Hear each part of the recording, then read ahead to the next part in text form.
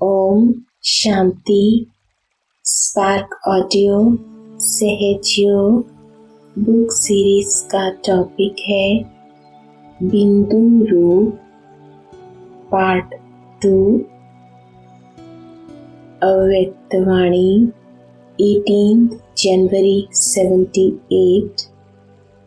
बेहद बाप को भी हद के नंबर लगाने पड़ते हैं, नहीं तो बाप और बच्चों का मिलना दिन रात क्या है।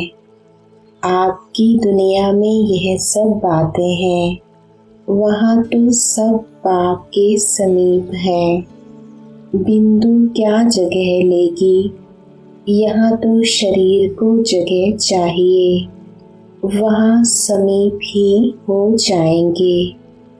यहाँ हर एक आत्मा समझती हम समीप आए। जितना जो बाप के गुणों में स्थिति में समीप, उतना वहाँ स्थान में भी समीप, चाहे घर में चाहे राज्य में, स्थिति स्थान के समीप लाती है। अव्यक्तवाणी 10 दिसंबर 78। सदा एक लक्ष्य की तरफ ही नजर रहे, वह लक्ष्य है बिंदु।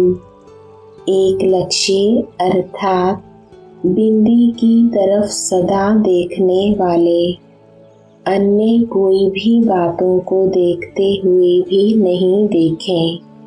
नजर एक बिंदु की तरफ ही हो।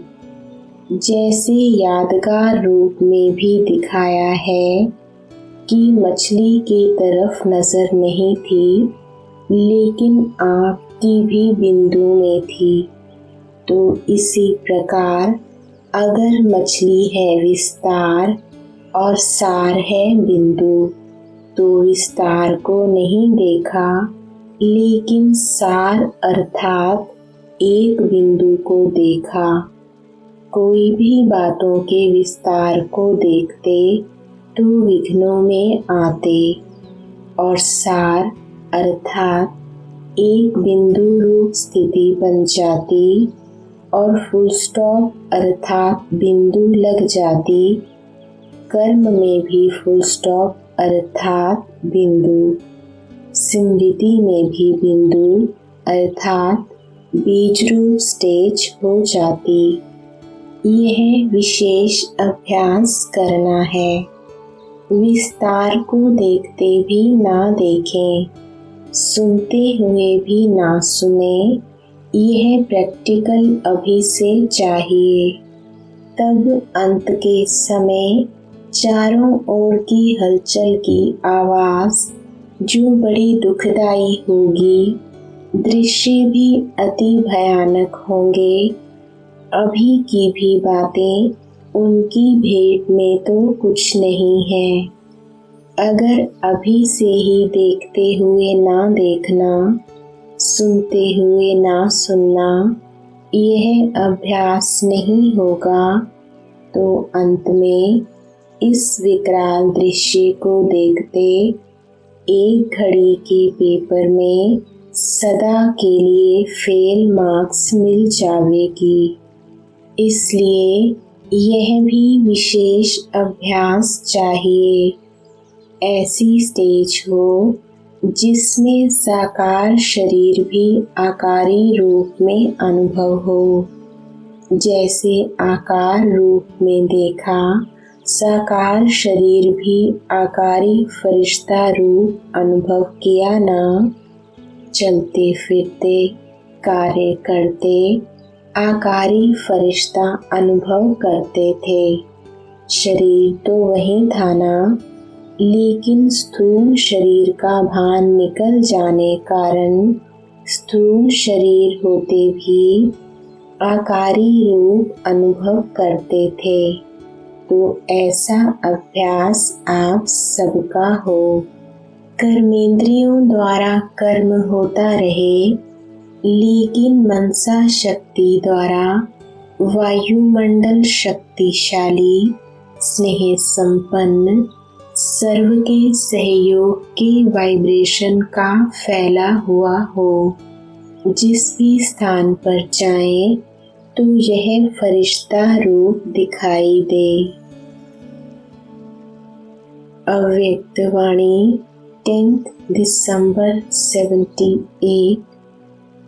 जैसे एक साकार बाप का आदि में अनुभव किया, वैसे अंत में अभी सबका साक्षात्कार होगा।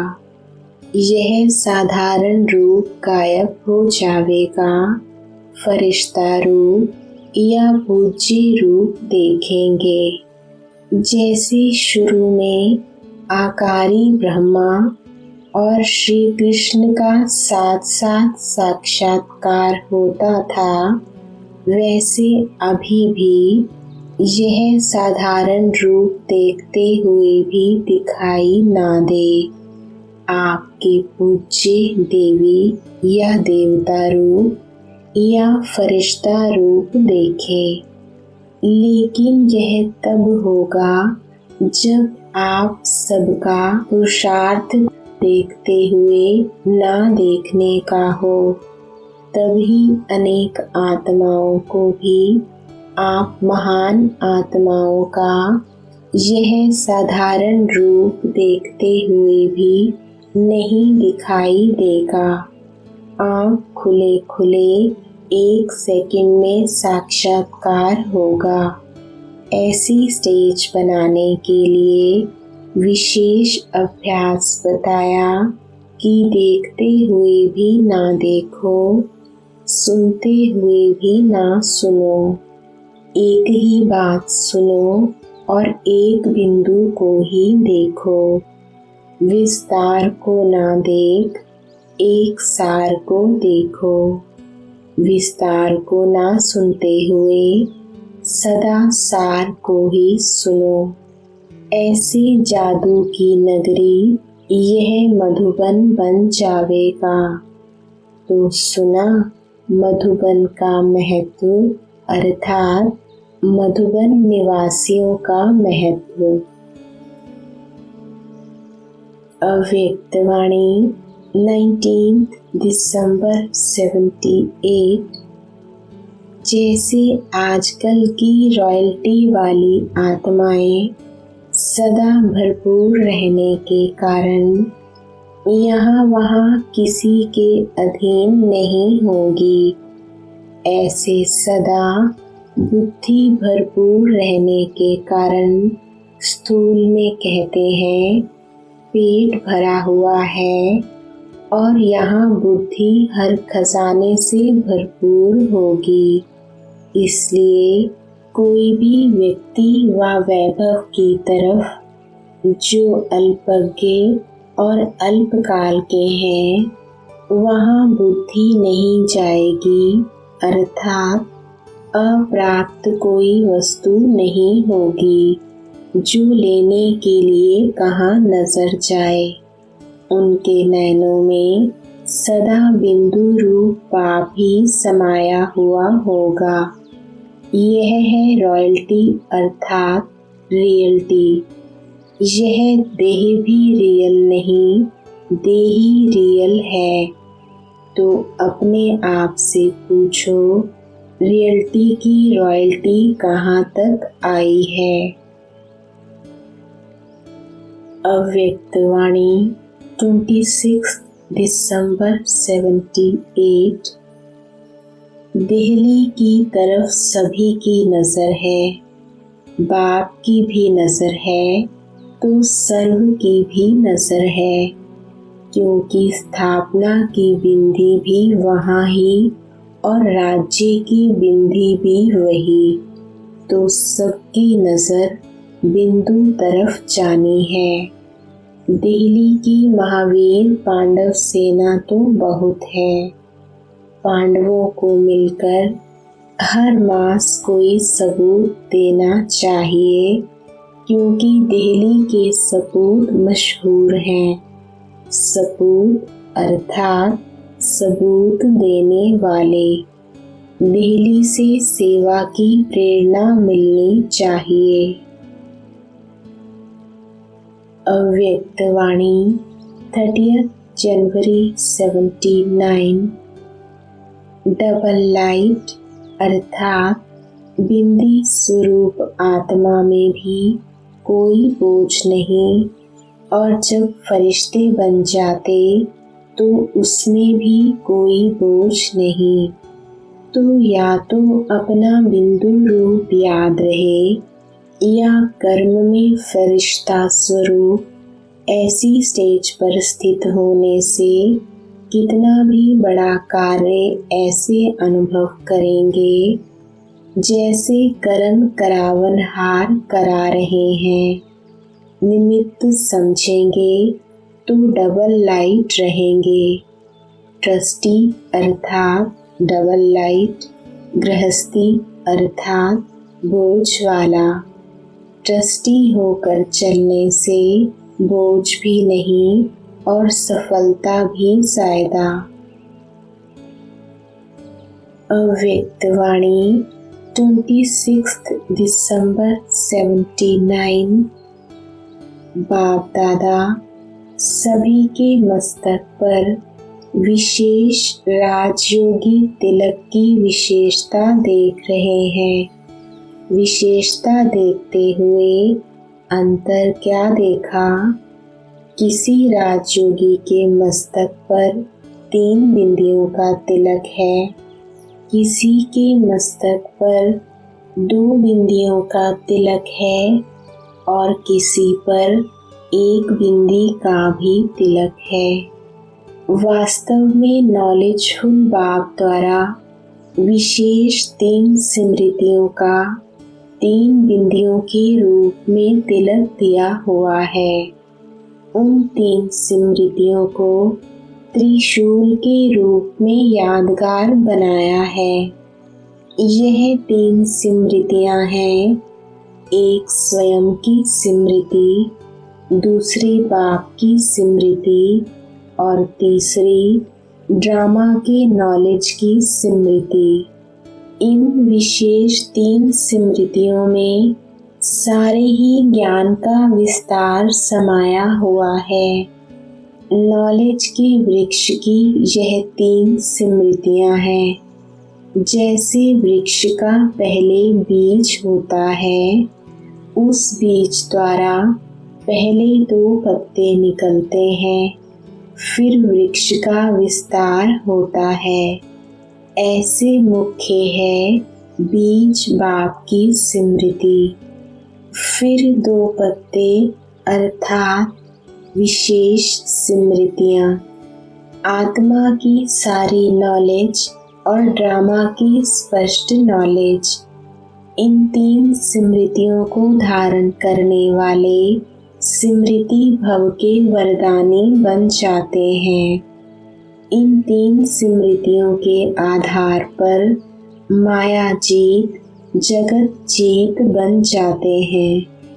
तीनों स्मृतियों की संगम युग पर विशेषता है, इसलिए राजयोगी तिलक 3 स्मृतियों का अर्थात 3 बिंदी के रूप में हर एक के मस्तक पर चमकता है।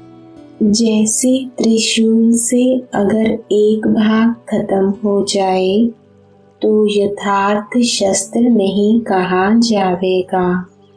संपूर्ण विजय की निशानी है 3 बिंदी अर्थात त्रिस्मृति स्वरूप। लेकिन होता क्या है, एक ही समय पर तीनों स्मृति साथ साथ और स्पष्ट रहें, इसमें अंतर हो जाता है। कभी एक स्मृति रह जाती, कभी 2 और कभी 3। इसलिए सुनाया कि कोई 2 बिंदी के तिलकधारी देखे और कोई 1 बिंदी के तिलकधारी देखे। बहुत अच्छे अच्छे बच्चे भी देखे जो निरंतर 3 स्मृति तिलकधारी भी हैं, अमिट तिलकधारी भी हैं, अर्थात जिस तिलक को कोई मिटा नहीं सकता। जब स्मृति स्वरूप हो जाते हैं तो अमिट तिलकधारी बन जाते हैं, नहीं तो बार बार तिलक लगाना पड़ता है। अभी अभी मिटता है, अभी अभी लगता है। लेकिन संगम युगी राजयोगियों को निरंतर अविनाशी तिलकधारी होना है। माया अविनाशी को विनाशी बना ना सके। रोज अमृत वेले इस त्रिस्मृति के अविनाशी तिलक को चेक करो तो माया सारे दिन में मिटाने की हिम्मत नहीं रख सकेगी। तीन स्मृति स्वरूप अर्थात सर्व समर्थ स्वरूप, यह समर्थ का तिलक है।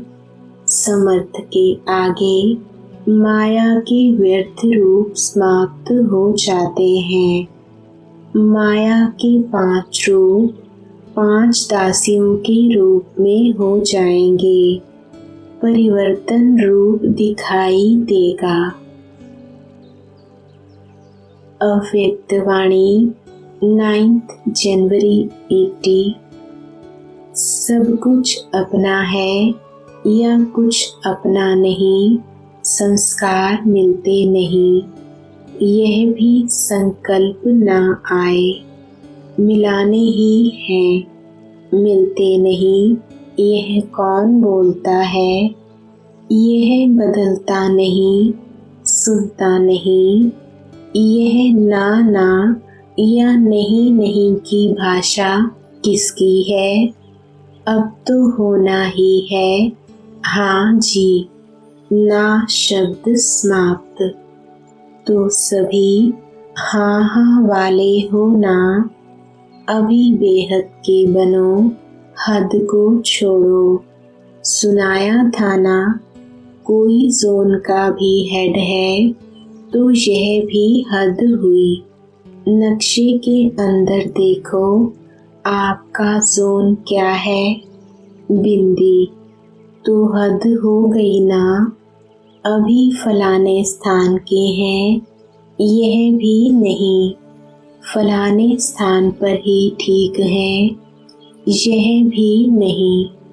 बेहद के मालिक बनना है या एक स्थान का? ऐसा नहीं। थोड़ा सा स्थान परिवर्तन हो तो स्थिति परिवर्तन हो जाए। अभी भेजेंगे यहाँ वहाँ, तैयार हो? फौरन भेजें या किसी भी स्थान पर भेजें, लेकिन एवर रेडी। देश में भेजें या विदेश में, जब जाना होता है तो शक्ति आपे ही मिल जाती है। तो कल से सभी को चेंज करें। अच्छा, नई बुलेटिन निकालें। फिर नहीं कहना अभी तैयार होने के लिए 1 साल और दो, सिर्फ 4 मास दो, 2 मास दो, ऐसे तो नहीं कहेंगे ना। हिम्मत है? अपना है ही क्या? अगर अपना है तो सब अपना है, नहीं तो कुछ अपना नहीं। जो बाप का वह अपना। बाप का बेहद है, आपका भी बेहद। सब हमारे हैं, इसको कहते हैं बेहद। अव्यक्त वाणी 25 जनवरी 80। सर्व मुरलियों का सार एक ही शब्द है, बिंदु, जिसमें सारा विस्तार समाया हुआ है। बिंदु तो बन गए हो ना। बिंदु बनना, बिंदु को याद करना और जो कुछ भी था उसको बिंदु लगाना, यह सहज अनुभव होता है ना। यह अति सूक्ष्म और अति शक्तिशाली है, जिससे आप सब भी सूक्ष्म फरिश्ता बन, मास्टर सर्वशक्तिवान बन पार्ट बजाते हो। सार तो सहज है ना, या मुश्किल है? डबल फॉरनर्स क्या समझते हैं? सहज है या डबल फॉरनर्स को डबल इजी है? अब तो बाप दादा सार स्वरूप देखना चाहते हैं। अव्यक्त वाणी 9 मार्च 81। फरियाद में होता है क्वेश्चन मार्क और याद में फुल स्टॉप अर्थात बिंदी। बिंदी स्वरूप बन बिंदी को याद करना है। बाप भी बिंदी, आप भी बिंदी। तो परिवर्तन भूमि में आकर कोई ना कोई विशेष परिवर्तन जरूर करना चाहिए। अब फरियाद को छोड़कर स्वतः योगी बनकर जाना। फरियाद में उलझन होती है, खुशी नहीं। तो बाप से खुशी का खजाना लेना है, उलझन नहीं। उलझन तो लौकिक बाप का खजाना था, अब वह तो खत्म हो गया। लौकिक संबंध खत्म तो फरियाद भी खत्म। अलौकिक बाप, अलौकिक वर्षा। अव्यक्त वाणी 15 मार्च 81। आजकल की साइंस भी सब साधनों को बहुत सूक्ष्म कर रही है ना। अति छोटा और अति पावरफुल। सूक्ष्म वतन तो है ही पावरफुल वतन। इतनी बिंदी के अंदर आप सब देख सकते हो।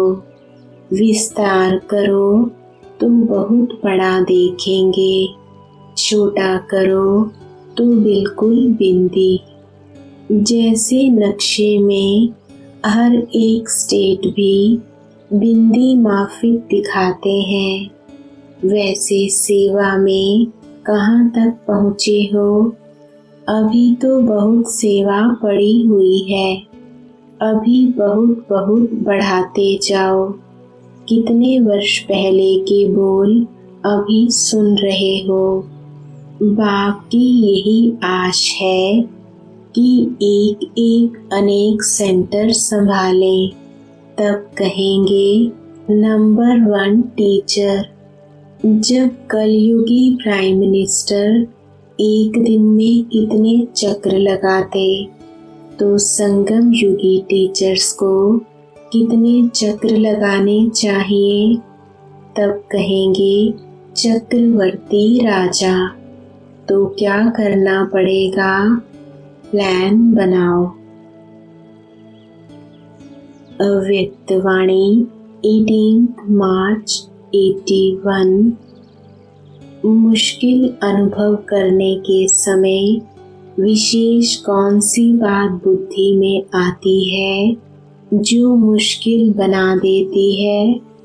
बहुत अनुभवी हो ना, बाप को देखने के बजाय बातों को देखने लग जाते हो। बातों में जाने से फिर कई क्वेश्चन उत्पन्न हो जाते हैं। अगर बाप को देखो, जैसे बाप बिंदु है, वैसे ही हर बात को बिंदु लगा दो। बातें हैं वृक्ष और बाप है बीज। आप विस्तार वाले वृक्ष को हाथ में उठाने चाहते हो, इसलिए ना बाप हाथ में आता ना वृक्ष। बाप को भी किनारे कर देते हो और वृक्ष के विस्तार को भी अपनी बुद्धि में समा नहीं सकते हो। तो जो चाहना रखते हो वह ना पूरी होने के कारण दिल शिकस्त हो जाते हो। दिल शिकस्त की मुख्य निशानी होगी। बार बार किसी न किसी परिस्थिति की, चाहे व्यक्ति की, शिकायतें ही करते रहेंगे और जितनी शिकायतें करते उतना ही खुद आपे ही फंसते जाते, क्योंकि यह विस्तार एक जाल बन जाता है। जितना ही फिर उससे निकलने की कोशिश करते हैं उतना फंसते जाते। या होंगी बातें या होगा बाप। बातें सुनना और बातें सुनाना, यह तो आधा कल्प किया। भक्ति मार्ग का भागवत या रामायण क्या है? कितनी लंबी बातें हैं। जब बातें थी तो बाप नहीं था। अब भी जब बात में जाते हो तो बाप को खो लेते हो। फिर कौन सा खेल करते हो? आँख मिचौनी का। तीसरे नेत्र को पट्टी बांधकर और ढूंढते हो। बाप बुलाता रहता और आप ढूंढते रहते। आखिर क्या होता? बाप स्वयं ही आकर स्वयं का साथ दिलाते। ऐसा खेल क्यों करते हो? क्योंकि बातों के विस्तार में रंग बिरंगी बातें होती हैं, वह अपनी तरफ आकर्षित कर लेती हैं। उससे किनारा हो जाए तो सदा सहज योगी हो जाए। लंदन निवासी तो मुश्किल का अनुभव नहीं करते हैं ना। अव्यक्त वाणी 19 मार्च 81। बाप दादा सभी को विशेष एक गिफ्ट दे रहे हैं। कौन सी? विशेष एक श्रृंगार दे रहे हैं। वह है सदा शुभ चिंतक की चिंदी। ताज के साथ साथ यह चिंदी जरूर होती है। जैसे आत्मा बिंदी चमक रही है, ऐसे मस्तक के बीच यह चिंदी की मणि भी चमक रही है। यह सारा ही शुभ चिंतक ग्रुप है ना। पर चिंतन को तलाक देने वाले सदा शुभ चिंतक। जब भी कोई ऐसी बात सामने आए तो शुभ चिंतक की मणि की गिफ्ट सदा स्मृति में रखो। तो ऑस्ट्रेलिया में सदा पावरफुल वाइब्रेशन, पावरफुल सर्विस और सदा फरिश्तों की सभा दिखाई देगी। अव्यक्त वाणी 23 मार्च 81। पहला नंबर अर्थात फर्स्ट प्राइज वाले फुल लाइट के ताजधारी। दूसरा, जैसे मस्तक में तिलक चमकता है वैसे भाई भाई की स्मृति अर्थात आत्मिक स्मृति की निशानी मस्तक बीच बिंदी चमक रही थी।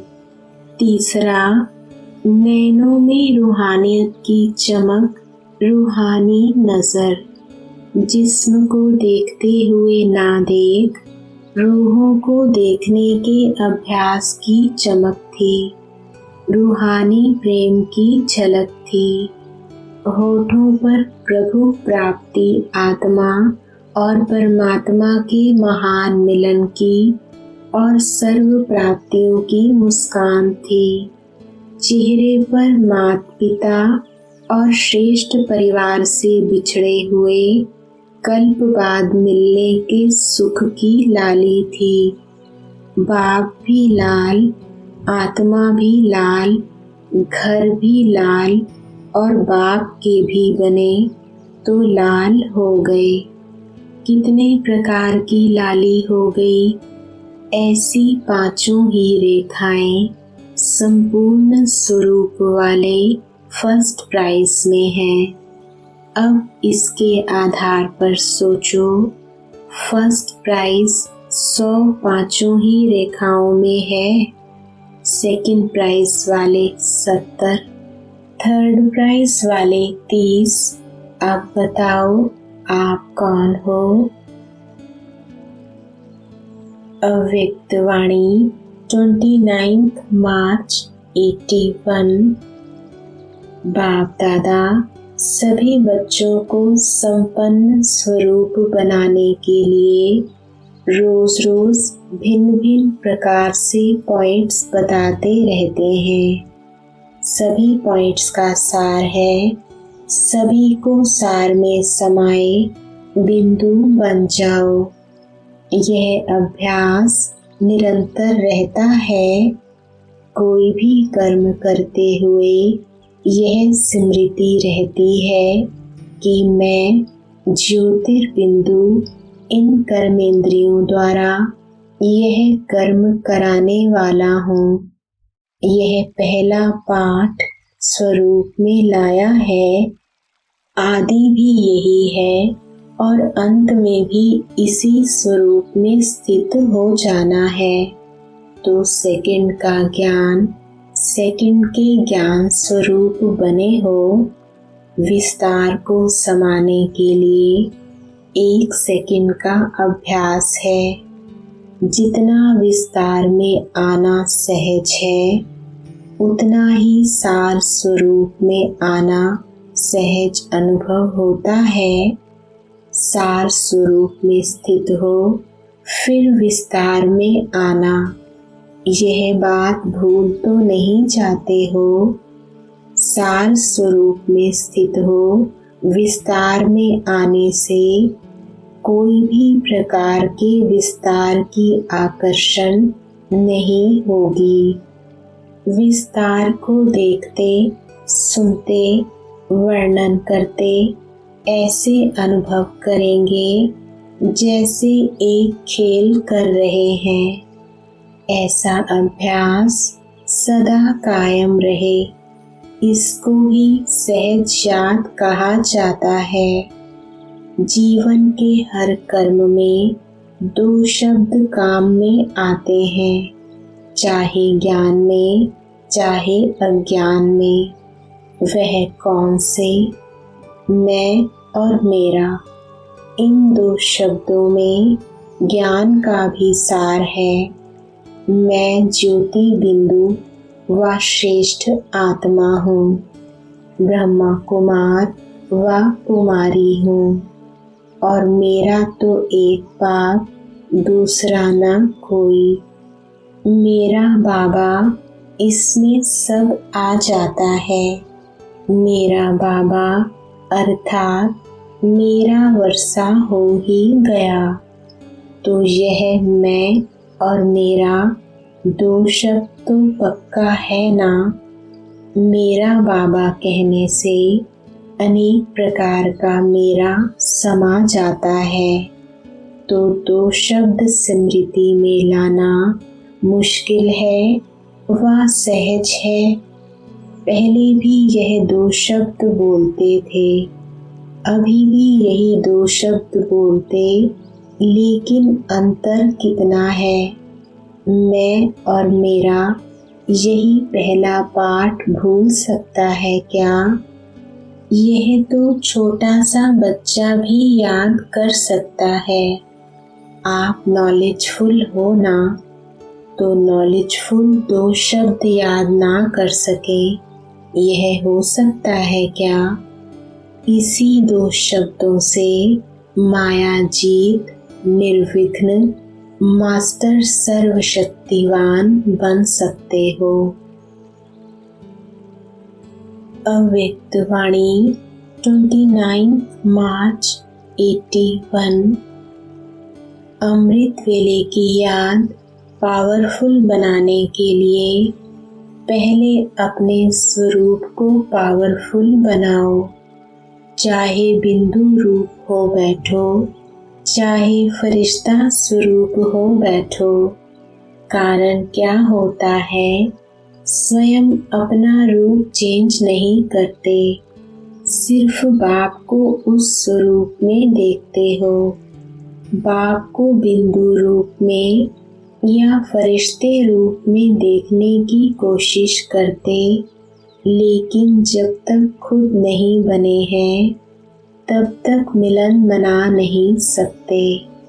सिर्फ बाप को उस रूप में देखने की कोशिश करना, यह तो भक्ति मार्ग समान हो जाता, जैसे वह देवताओं को उस रूप में देखते और खुद वैसे के वैसे होते।